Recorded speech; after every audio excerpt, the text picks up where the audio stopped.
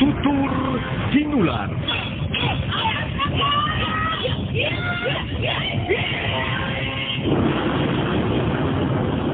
Buah kita yang bertutur tentang semangat kesatria, kesetiaan, nafsu angkara, politik dan kisah asmara. Sebuah karya Estijab dengan latar belakang runtuhnya kerajaan Singasari dan berdirinya kerajaan Majapahit. Tutur Tinular.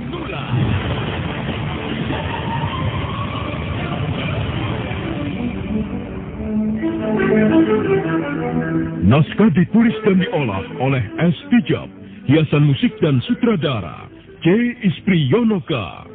Kali ini mengetengahkan episode ke-23 dengan judul Wong Agung Turun Gunung.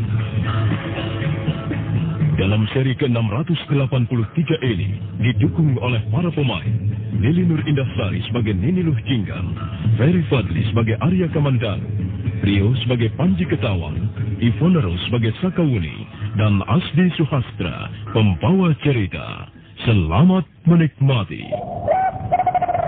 Nih, apa? aduh, jupukno pacul, apa arep kae ini? Gini apa to, Ki? Kerokan. Alah, wong arep kok masuk angin. Apa ora oleh? Nek masuk angin, kedahe nggih kerokan. Ah, bener toh? Ning kuncine. Kerokan nganggo kunci. Kuncine batirik kayu putih. Niki balsem khusus kerokan. Ora pliket, ora bakal adem, sampe penak. Wes, kendang nih. Ono nih. Balpirik kayu putih, balsam khusus untuk kerokan. Aroma minyak kayu putihnya sangat terasa. Balpirik kayu putih dengan formula baru. Tidak lengket, tidak dingin, dan hangat terus. Tonton, orang lombok ini. Balpirik kayu putih, panen hebat. Pun boten masuk angin. Anginnya minggat. Balpirik kayu putih, balsam khusus untuk kerokan. Produksi Artois Pharma. Tonton, balpirik kayu putih, panen hebat. Anginnya minggat.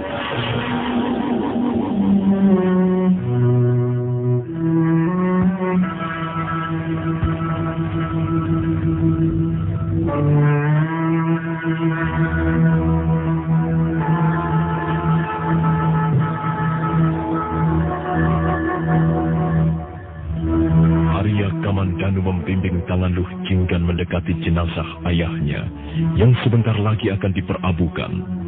Dua petani turut membantu persiapannya. Tangis Luh Jinggan meledak lagi. Dia tak tahan menatap wajah ayahnya untuk yang terakhir kali.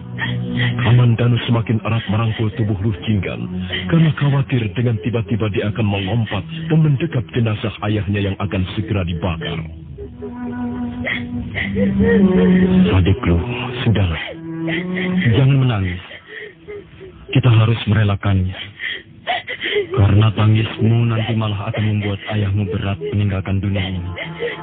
Dan akan semakin susah melangkah ke tempatnya yang baru. Ayah.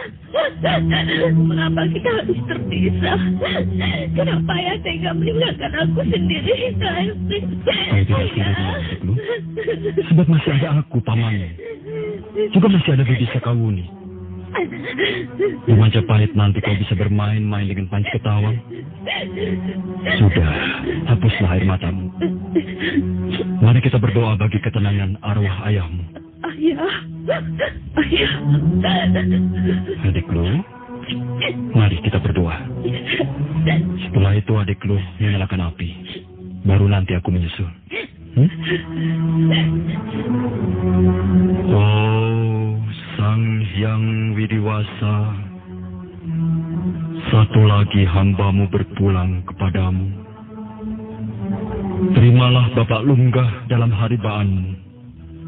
Lenyapkanlah segala kesalahannya dan tabahkanlah orang yang ditinggalkannya. Oh, Sang Hyang Widiwasa, penguasa jagat alam semesta, dari tiada kembali ke tiada, dari debu kembali ke debu, daripadamu kembali pula padamu. Terimalah Bapak Lunggah, oh para dewa. Tenang dan tentramkanlah dia di tempatnya.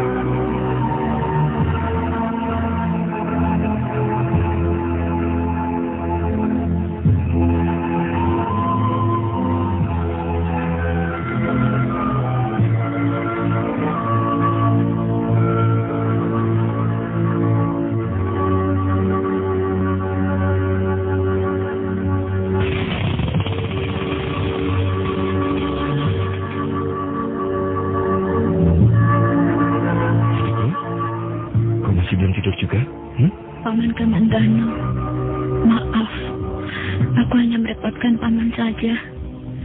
Banyak tugas paman selaku panglima di Majapahit, tapi aku telah membuat paman repot. Adik lu, mengapa itu kau pikirkan? Kita kan bukan orang lain, jadi sudah menjadi kewajibanku, adik lu. Terima kasih paman Kamandano, paman baik sekali. Aku Adik lu, ada apa? Kalau bukan karena aku, tentu ayah masih ada sekarang ini. Akulah yang membuat ayah seperti ini. Kenapa adik lu bicara seperti itu? Aku yang memaksa ayah untuk pergi melihat-lihat Majapahit. Seharusnya itu tidak aku lakukan. Sudahlah, itu semua sudah lewat. Tak perlu disesali. Sekarang aku benar-benar sendiri. Jamantara sudah lebih dulu pergi. Lalu menyusul ayah. Adik lu, kalau adik lu tetap di rumah ini, tentu adik lu akan sendirian. Tetapi adik lu kan mau ikut paman ke Majapahit, iya kan? Tapi tempat ini, rumah ini, membawa kenangan paman. Sejak kecil aku tinggal di sini bersama ayah dan ditemani Jamantara. Tapi sekarang sudah baik seorang gadis seperti kau tinggal seorang diri di tempat ini. Ikutlah paman ke Majapahit. Sekali waktu kau boleh datang kemari untuk sowan ayahmu. Di Majapahit kau bisa senang, bisa berkembang dan maju. Kenapa harus mengecilkan diri terus-menerus di sini? Adikku, sekarang ini apapun kemauan adikku, paman akan coba turuti. Dan sekarang sudah menjadi tanggunganku, adikku. Paman lunggah menitipkannya padaku. Maka itu, aku bertanggung jawab penuh atas dirimu. Pesan-pesan terakhir dari orang yang sudah tidak ada, itu adalah wasiat. Dan itu harus dijaga sungguh-sungguh. Jadi adikku jangan khawatir. Paman akan selalu menjaga dan melindungi adikku. Aku benar-benar merepotkan paman. Paman menjadi berat karena pesan-pesan ayah. Aku sebenarnya tidak ingin menjadi beban siapapun juga. Terlebih menjadi beban paman Kamandano yang jelas sudah repot oleh urusan-urusan pemerintahan. Aku sebenarnya ingin tinggal di sini saja. Tidak, adikku. Kau harus ikut paman ke Majapahit. Apapun yang terjadi, adikku harus tinggal bersama paman di Majapahit, di rumah paman. Apakah Bibi Sakauni mau menerimaku? Tentu adikku. Bibi Sakauni akan senang sekali menerima kehadiran adikku. Aku tidak mau menjadi beban rumah tangga paman. Kita makan sama-sama, tinggal di tempat yang sederhana. Makan tidak makan asal ngumpul. Adikku mau kan tinggal di rumah paman yang tidak seberapa besar dan jelek? Tentu rumah paman Kamandano besar dan bagus. Jangan bohong paman. Biasanya seorang pembesar Majapahit rumahnya besar-besar dan bagus. Banyak uang dan kaya. Iya, mungkin saja. Tapi tidak untuk paman. Kenapa tidak paman? Orang hidup itu harus menerima, adikku, apa adanya. Semua itu kan sudah ada takarannya. Dan yang menakarkannya adalah Sang Hyang Widi. Kita tidak boleh serakah. Nanti pun adikku akan tahu bagaimana hidup ini. Tapi yang jelas, adikku harus selalu mengingat pesan-pesan almarhum ayah. Seorang gadis yang baik ialah seorang gadis yang penuh kesederhanaan, kepolosan, kemurnian. Kalau nanti aku ke Majapahit, apakah aku harus selalu seperti itu? Harus. Adikku harus mempertahankan kepribadian yang ada sekarang ini. Jangan mentang-mentang sudah menjadi gadis kota, lalu adikku berubah semua-muanya. Itu malah tidak baik. Apakah aku bisa, Paman Kamandanu? Kenapa tidak? Selama itu masih kau inginkan. Iya, aku ingin tidak berubah meski tinggal di Majapahit. Bagus. Itu tekad yang terpuji sekali. Nah, sekarang baru sudah larut malam. Beristirahatlah. Karena besok kita harus kembali ke Majapahit. Dan lupakanlah apa yang telah terjadi. Hiduplah dengan pandangan untuk hari esok. Untuk masa depan. Tidurlah adikku. Baik, Paman. Ingat, jangan berpikir yang bukan-bukan. Sepeninggal Kamandanu untuk tidur di bilik depan, Nini Luh Jinggan masih termenung memikirkan tentang kepergian ayahnya, lalu tentang masa depannya, dan tentang harus bagaimana nanti kalau hidup di lingkungan istana. Dia tidak menyangka kalau bisa tinggal di istana bersama Arya Kamandanu. Setelah lelah berpikir dan merenung, akhirnya dia tertidur pulas sekali.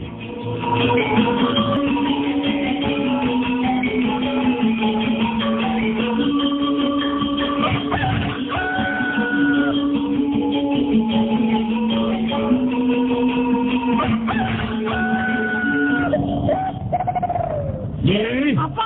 Aduh, jupukno pacul. Apa arep kae iki? Gini apa to, Ki? Alah. Alah, wong arep kok masuk angin. Apa ora oleh? Nek masuk angin, kedahe nggih kerokan. Bener toh? Ning kuncine. Anu nganggo kunci. Kuncine bal pirik kayu putih. Niki balsem khusus kerokan. Ora pliket, ora bakal adem, sangepe penak. Wes, ndang kerok ono nih. Bal pirik kayu putih, balsam khusus untuk kerokan. Aroma minyak kayu putihnya sangat terasa. Bal pirik kayu putih dengan formula baru. Tidak lengket, tidak dingin, dan hangat terus. Tonton orang lono ini.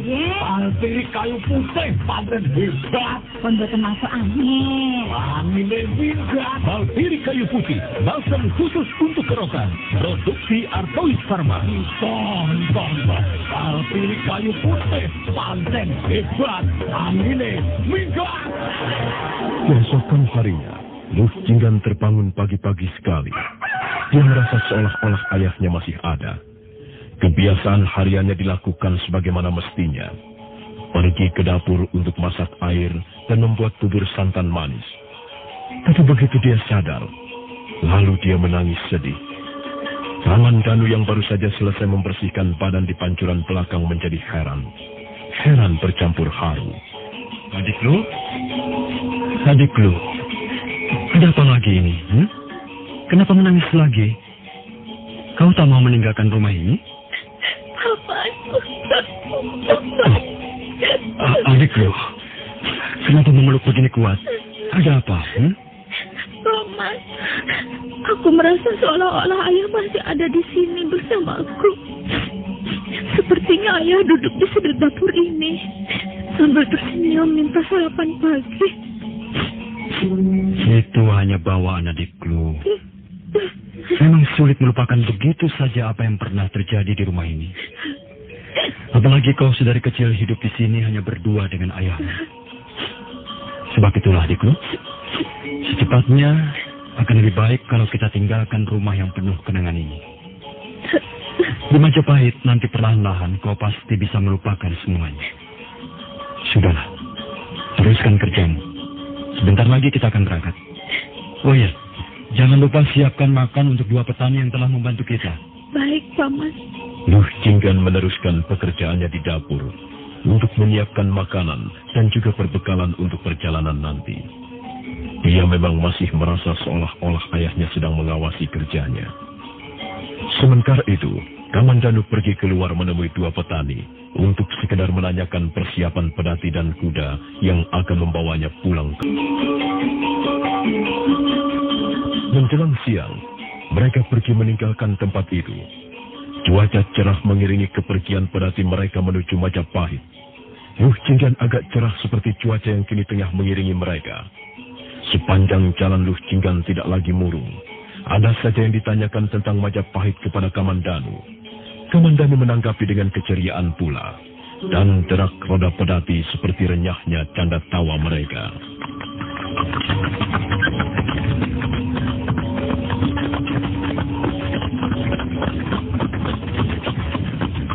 Kehidupan memang sebuah misteri. Tak seorang pun bisa menebak apa yang bakal terjadi. Suka dan duka silih berganti. Air mata dan tawaria selalu mengiringi. Gerak roda pedati terus merayap di jalan-jalan berbatu. Kemudian melewati jalan tanah yang licin. Dua petani yang membantu merasa lega dan puas karena bisa berbuat sesuatu demi Gusti Panglima yang mereka kagumi dan cintai.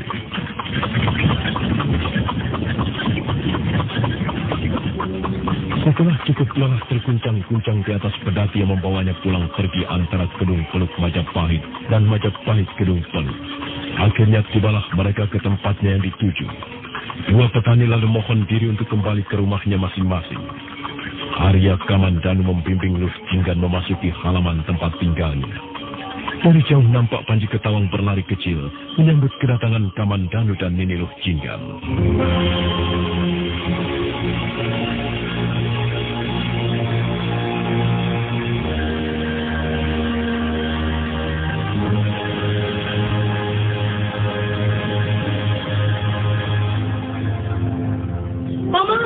Paman Kamandanu. Ada apa, Panji? Bibi Sekawuni, Paman. Ada apa dengan bibimu? Bibi Sekawuni menangis. Loh, kenapa menangis? Entahlah, Paman. Mungkin karena Paman pergi terlalu lama. Begitu. Oh ya, Panji. Ini aku membawa teman untukmu. Ayo, kenalan. Aku Panji. Panji Ketawang lengkapnya. Aku Luh Jinggan. Nini Luh Jinggan. Kok bisa bersama Paman Kamandanu? Memang rumahmu di mana? Aku... Panji, bukan begitu caramu menegur. Luh Jinggan ini akan selalu bersama-sama kita. Dia akan tinggal selamanya dengan kita. Jadi Paman harap kau bisa menganggapnya sebagai saudara. Mengerti? Iya, Paman. Saya mengerti. Nah, sekarang mari kita masuk. Kita tunjukkan di mana kamar yang akan ditempati Luh Jinggan. Kemudian mereka pun melangkah melewati regol untuk masuk ke dalam rumah. Nini Luh Jinggan kagum melihat rumah Arya Kamandanu yang besar dan bagus itu. Baru kali inilah dia menginjak lantai ubin yang bersih mengkilap. Langkah kakinya seperti berhati-hati. Mulutnya tak henti-hentinya berdecak kagum. Sampai di satu ruang, di samping kamar Panji, mereka berhenti membuka pintu.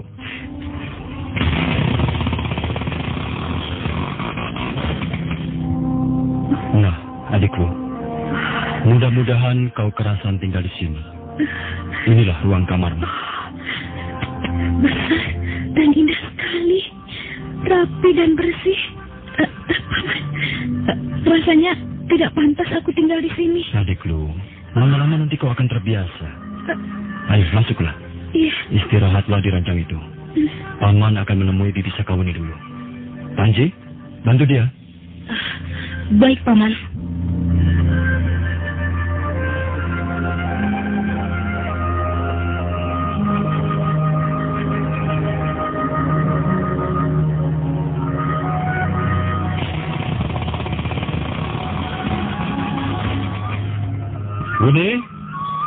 Luni? Hei, kenapa duduk saja di situ? Apa yang kau lamunkan? Luni? Ada apa? Katakanlah. Apa yang mesti ku katakan? Tidak ada. Iya, tapi sikapmu kok lain. Sinar matamu seperti menyimpan sesuatu. Tanyalah pada dirimu sendiri. Aku jadi tidak mengerti. Semua laki-laki memang tidak pernah mau mengerti. Wuni. Bayangkan, kau pergi berapa lama? Aku di rumah sendiri, mana sedang hamil lagi. Tahu-tahu kau pulang membawa gadis lain. Wuni, aku memang belum menjelaskannya padamu. Tapi jangan lantas marah-marah begini. Kau mulai tidak suka padaku, mulai bosan padaku. Ngomong saja, aku tidak keberatan. Wuni. Berapa lama kau pergi? Lalu mengapa tidak pulang dulu memberitahukan padaku bahwa kau ada kepentingan atau urusan lain? Aku kau tinggal sendirian di rumah, Kakak. Dengan perut buncit seperti ini. Kenapa kau tidak mau mengerti perasaanku? Malah sekarang kau pulang membawa gadis lain. Lantas kau anggap apa aku ini, Kakak? Kau anggap apa? Paman Danu terdiam.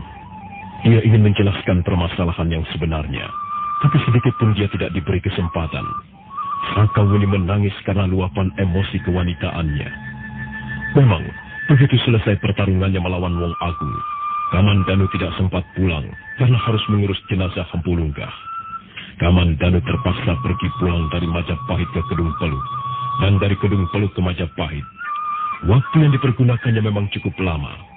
Belum lagi waktu yang dihabiskan untuk menghadapi Wong Agung.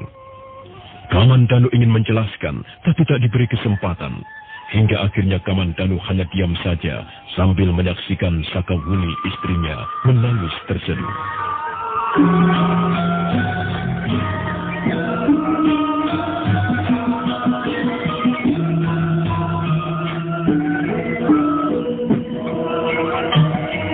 Sementara itu, di tempat yang sama dalam ruang yang lain, Panji Ketawang tengah menghadapi Luh Jinggan yang sedang memberesi kamar yang akan ditempatinya. Luh Jinggan memang merasa rikuh berada di rumah besar seperti itu, karena dia terbiasa dengan gubuknya di desa Kedung Peluk. Oh, jadi kau berasal dari desa?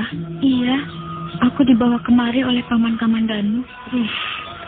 Orang desa masuk kota, apalagi tinggal di istana. Pasti seperti seekor rusa yang masuk ke kampung orang. Tapi aku bukan rusa. Apa bedanya? Hampir sama. Kau di sini celingak-celinguk, memandang ke sana kemari.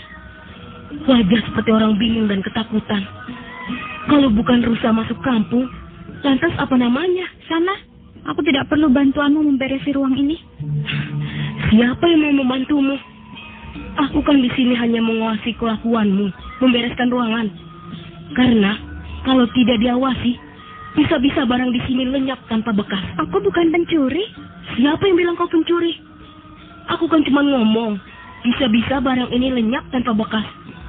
Karena kau ambil hanya untuk dipegang-pegang dan diciumi karena bagusnya. Kau kan tidak pernah melihat barang-barang mewah dan bagus. Orang gunung mana tahu barang bagus. Sebel. Sana, pergi sana. Buat apa kau di sini? Kau berani mengusirku. Kau kan orang baru. Mau pergi apa tidak? Tidak. Pergi. Tidak. Pergi. Tidak. Paman, Kaman Danu. Iya. Aku pergi.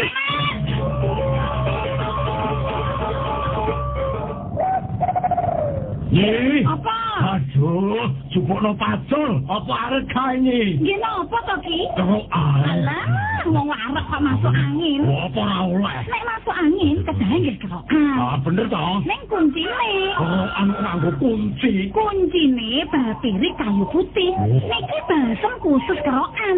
Ora pliket, ora bakal adem, anggete penlah. Weh, kendali. Ono ini. Balpirik kayu putih, balsam khusus untuk kerokan. Aroma minyak kayu putihnya sangat terasa. Balpirik kayu putih dengan formula baru. Tidak lengket, tidak dingin, dan hangat terus. Tonton orang lombok ini. Balpirik kayu putih paling hebat. Pun boten masuk angin. Angin minggat. Balpirik kayu putih, balsam khusus untuk kerokan. Produksi Artois Pharma. Tonton, balpirik kayu putih paling hebat. Angin minggat. Sementara itu di tempat yang sama dalam ruang yang lain, Sakawuni tengah bertengkar dengan suaminya, Arya Kaman Danu. Sakawuni merasa cemburu, merasa diabaikan, Apalagi dia sedang hamil. Kamandanu akan menjelaskan, tapi Sakawuni mencecarnya terus dengan kata-kata yang emosional. Kamandanu tahu Sakawuni sedang hamil. Oleh sebab itu dia memilih bersikap diam. Biasanya wanita hamil memang mengalami ketegangan emosional. Dan itu akibat dari bayi yang dikandungnya. Kamandanu sayang pada Sakawuni. Dia membiarkan dirinya dimarahi. Wuni, berilah aku kesempatan menjelaskannya. Apa yang perlu dijelaskan lagi? Semuanya kan sudah jelas. Sudah jelas kau pergi sekian hari, lalu pulang membawa gadis lain yang lebih muda dan cantik. Gadis itu butuh bantuan, Wuni. Butuh perlindungan dan pengayoman. Dia sebatang kara. Dia manis dan cantik, muda dan lebih menggairahkan. Begitu kan? Wuni. Kiranya kau tak jauh berbeda dengan lelaki lainnya. Suka bepergian, tidak peduli istri di rumah sedang hamil. Pulang membawa perempuan lain. Lelaki macam apa itu? Kukira dulu kau seorang lelaki yang setia. Tak mudah goyah imannya. Sangat memperhatikan istri, mencintai, dan mengasihi. Tahu-taunya. Wuni, aku memang salah karena pergi begitu lama tanpa izin dan pemberitahuan darimu. Tapi percayalah, itu bukan karena aku mata keranjang. Mencari perempuan lain atau pelesir tak karuan arah. Tidak, Wuni, tidak. Kakak, tidak usah banyak alasan. Tak usah berdalih. Buktinya itu, perempuan muda itu, kau bawa pulang untuk tinggal di sini. Apakah ini bukan bukti? Aku kan sudah bilang dia butuh pertolongan. Dia butuh pengayoman. Dia tidak punya ayah dan ibu lagi. Sanak kadang pun dia tidak punya. Menolong orang yang kesusahan itu kan baik. Menolong. Selalu saja menolong alasanmu. Memang benar sekarang ini ditolong.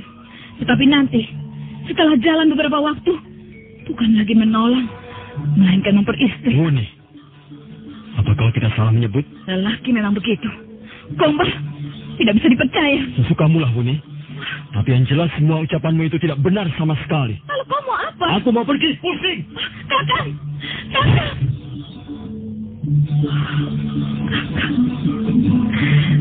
Kakak Kamandanu. Aku takut kehilangan dirimu. Aku takut kau tinggalkan. Kakak Kamandanu. Tak mengertikah kau bagaimana perasaanku terhadapmu? Aku mencintaimu, kakak.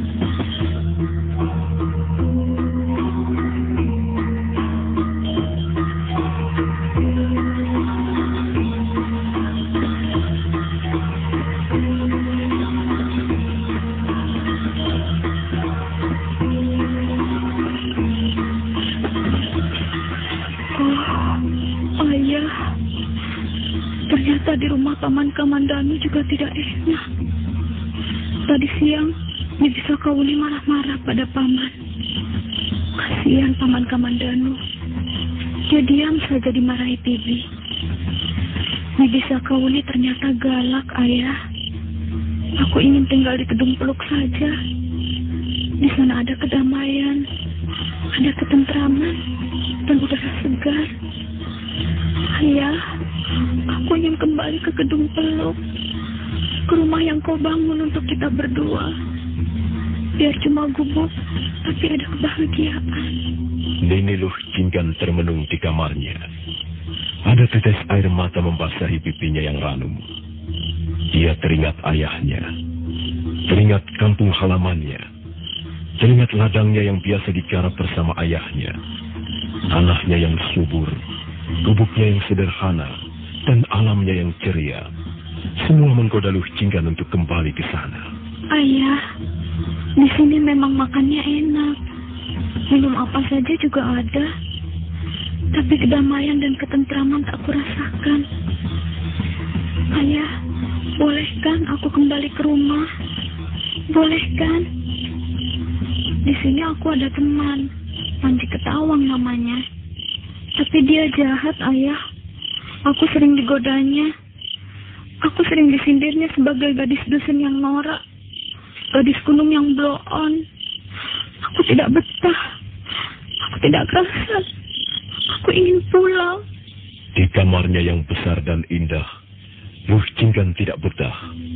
Pikirannya ingin pulang saja. Padahal di sana sudah tidak ada siapa-siapa lagi. Di sana yang ada cuma gubuk kosong.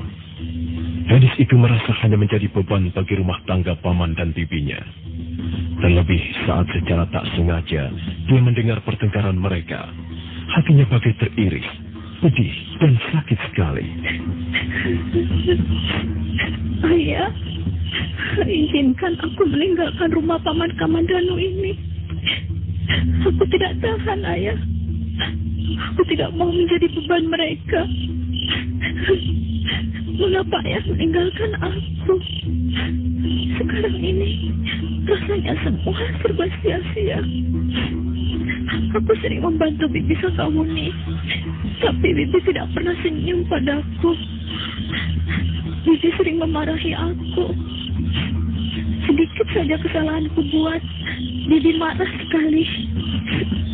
Ayah, kenapa aku harus hidup seperti ini? Ada rasa sesal di hatinya.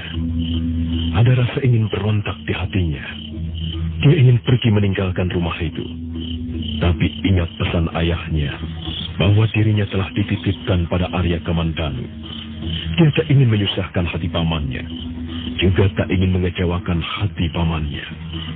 Tapi kalau melihat kenyataan yang ada sehari-hari, rasanya dia tidak tahan. Luh Jinggan jadi serba salah. Dia bingung. Apa yang harus kulakukan sekarang ini? Mengadu pada ayah. Tentu saja beliau tidak bisa berbuat apa-apa. Bilang terus terang pada paman Kamandanu. Jelas ini tidak mungkin. Tapi untuk lama-lama tinggal di sini aku tidak bisa. Aku harus tahu diri. Tidak boleh menjadi beban orang lain. Panji, mau apa kau masuk ke kamarku? Memangnya tidak boleh? Tidak. Siapa yang melarang? Aku. Kau. Kenapa tertawa? Lucu. Apanya yang lucu? Kau. Memangnya aku badut, dagelan? Kau kan numpang di sini. Tapi kenapa berani bikin peraturan? Aku mau masuk. Aku mau tidur di sini. Itu hakku. Kau tidak punya hak di sini karena kau cuma numpang. Panji, kalau kau tidak mau keluar, aku akan teriak memanggil paman. Percuma kau teriak-teriak memanggil paman. Karena paman sedang keluar. Tidak ada di rumah. Aku akan panggil Bibi Sakawuni. Bibi sedang tidur. Istirahat. Dia pasti bangun kalau aku teriak. Andai pun bangun, mana mungkin Bibi mau kemari? Dia kan tidak suka kau ada di sini. Panji. Perempuan di mana-mana sama. Bisanya cuma menangis. Kau jahat. Kau selalu menggodaku. Hei, apa-apaan ini? Buat apa kau kumpulkan pakaianmu? Kau buntal-buntal seperti ini. Kau mau minggat ya? Itu urusanku. Untuk apa kau sibuk? Kau tidak punya hak tanya-tanya. Nah ya, akan kuadukan kau pada paman Kamandanu. Adukan sana. Benar? Tidak nyesel? Pergi sana. Pergi. Kok marah? Pergi kataku. Dan adukan pada paman Kamandanu. Dasar perempuan. Jangan.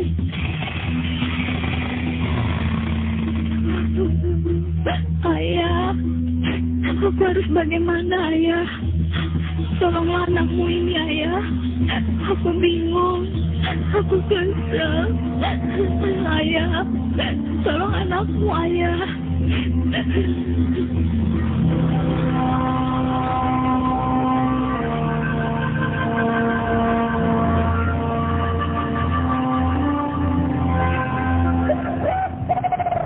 Nih. Apa?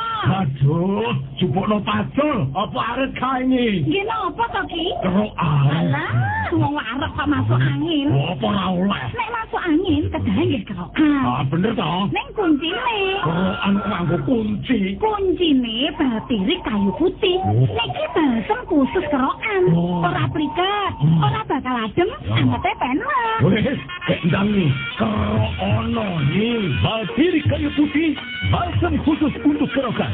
Aroma minyak kayu putihnya sangat terasa. Balpirik kayu putih dengan formula baru. Tidak lengket, tidak dingin, dan hangat terus. Tonton orang jombok ini. Ye. Alpiri kayu putih padan hebat. Pun boten masuk angin. Angin juga. Balpiri kayu putih, balsam khusus untuk kerokan. Produksi Artois Pharma. Tonton. Alpiri kayu putih padan hebat. Angin minggat.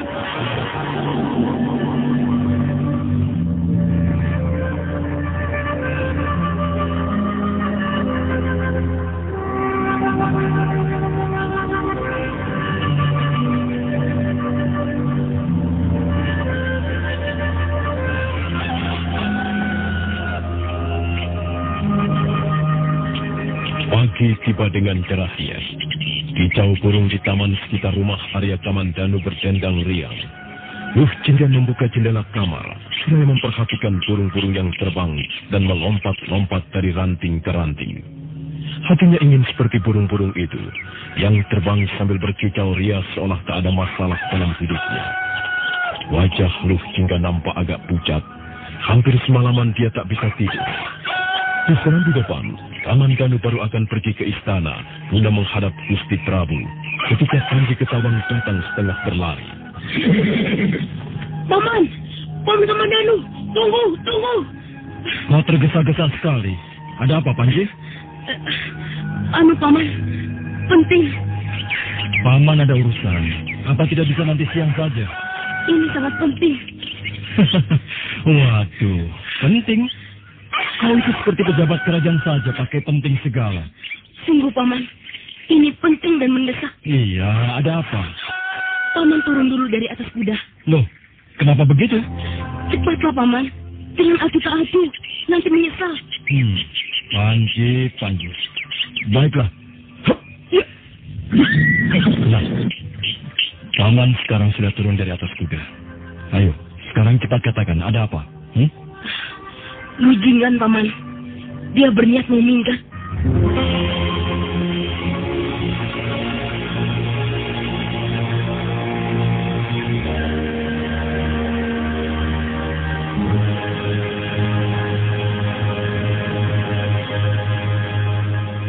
Panji, kau tidak sedang main-main? Benar, Paman. Saya tahu dari semalam. Saya kira dia perginya malam-malam. Saya tunggu terus. Taunya pagi ini dia membuka jendela kamarnya. Baiklah, Panji. Sekarang kau bawa kuda Paman ke kandang. Paman akan segera menemuinya sebelum terlambat. Baik, Paman. Setelah menyerahkan tali kekang kuda pada Panji Ketawang, Arya Kamandanu langsung bergegas menuju kamar Luh Jinggan. Kamandanu melihat pintu kamar gadis itu masih tertutup rapat. Hatinya was-was. Jangan-jangan gadis itu lari melompat jendela agar lepas dari pengawasan. Tapi dia berharap hal itu tidak dilakukan Luh Jinggan. Adik Lu, tolong bukakan pintunya. Paman akan bicara sebentar. Sebentar saja. Adik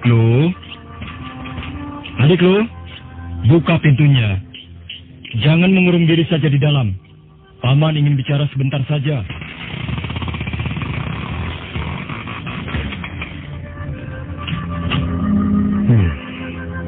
Boleh Paman masuk? Silakan, Paman. Terima kasih adik Lu. Lu, kok wajah adik Lu kelihatan agak pucat? Sakit? Tidak, Paman. Adik Lu kecewa? Tidak, Paman. Adik Lu kurang tidur?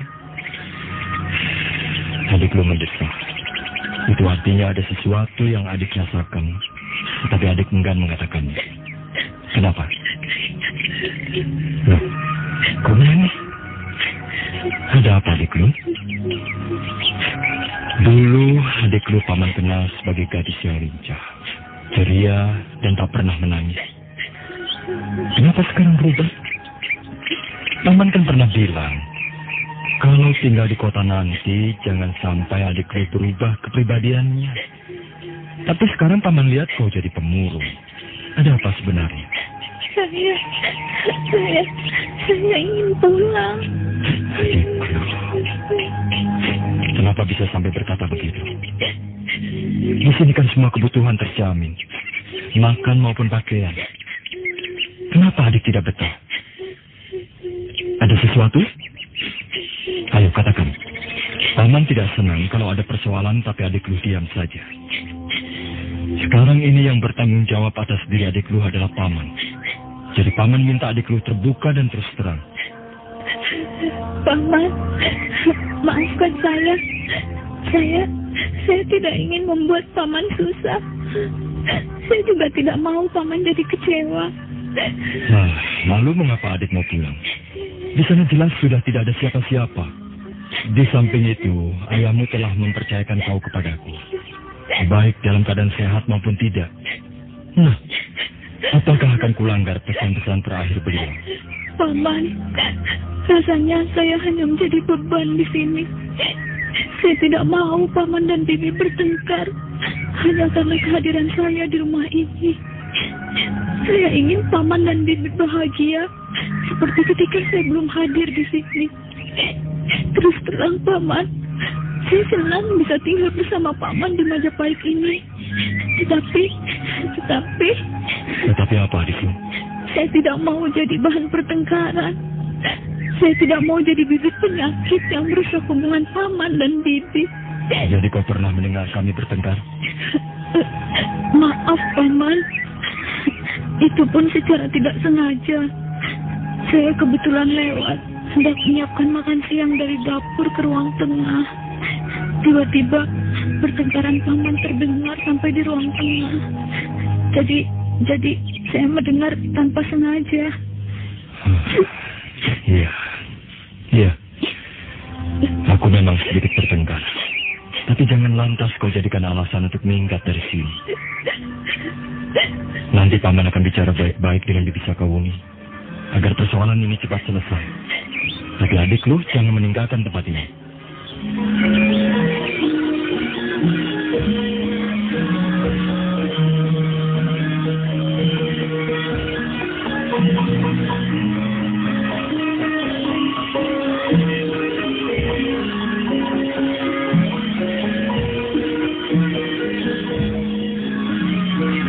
Paman Danu berusaha membujuk hati gadis Luh Jinggan. Dia khawatir gadis itu diam-diam pergi meninggalkan Majapahit. Paman Danu berjanji untuk menyelesaikan masalahnya dengan istrinya Sakawuni.